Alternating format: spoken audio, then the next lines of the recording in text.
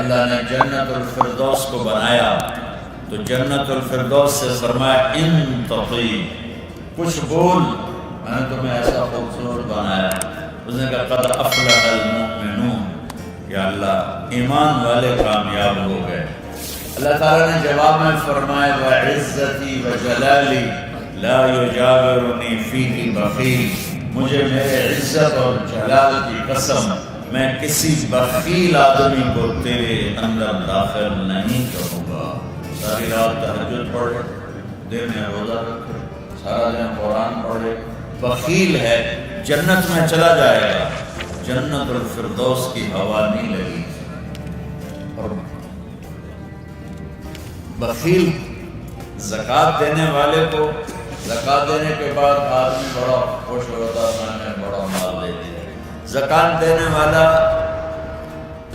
بخیل بھی نہیں کہلاتا اور سخیوں میں بھی داخل نہیں ہوتا۔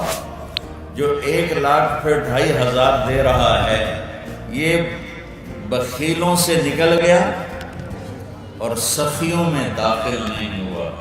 وہ 2,500 کے 3,000 کر دے تو سخیوں میں داخل ہو گیا۔